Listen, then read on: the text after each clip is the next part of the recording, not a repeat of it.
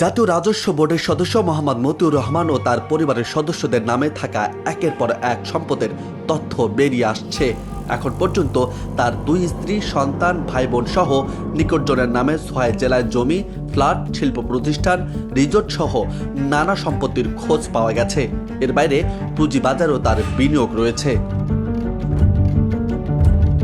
আলোচিত এই কর্মকর্তা ও তার স্বজনদের নামে থাকা এখন পর্যন্ত 65 বিঘা জমি, 8টি ফ্ল্যাট, 2টি রিসোর্ট ও পিকনিক স্পট এবং 2টি শিল্প প্রতিষ্ঠানের তথ্য পাওয়া গেছে। এর মধ্যে সবচেয়ে বেশি সম্পত্তি তার প্রথম স্ত্রী লায়লা কানিজের নামে। এখন পর্যন্ত পাওয়া তথ্য মতে লায়লা কানিজের নামে প্রায় 28 বিঘা জমি ও 5টি ফ্ল্যাট রয়েছে। এর মধ্যে ঢাকার মিরপুরে একটি ভবনে রয়েছে 4টি ফ্ল্যাট।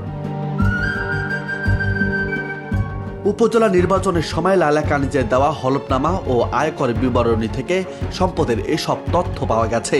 সংশ্লিষ্ট সূত্রগুলো বলছে, সরকারি কর্মকর্তা হওয়ায় মতিউর রহমান অধিকাংশ সম্পত্তি পরিবারের সদস্য ও স্বজনদের নামে করেছেন। এবার ঈদুল আজহার সময় এনবিআরের সদস্য মতিউর রহমানের ছেলে 15 লাখ টাকা ছাগল কিনতে গিয়ে সামাজিক যোগাযোগ মাধ্যমে ব্যাপক আলোচনায় আসেন। ছেলের বিলাসী জীবনযাপনের সূত্র ধরে মতিউর রহমানের বিষয়টি আলোচনায় আসে। এরপর মতিউর রহমান ও তার পরিবারের কাউকে প্রকাশ্যে দেখা যায়নি।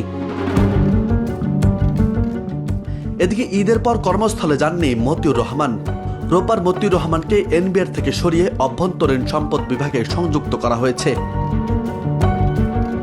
একই দিনে মতিউর রহমানের বিরুদ্ধে দুর্নীতির অভিযোগ তদন্তে 3 সদস্যের কমিটি গঠন করার কথা জানিয়েছে দুর্নীতি দমন কমিশন দুদক। তবে এসব সম্পদের বিষয়ে এখন পর্যন্ত কোনো বক্তব্য দেননি মতিউর রহমান। রাজু আহমেদ, বার্তা 24।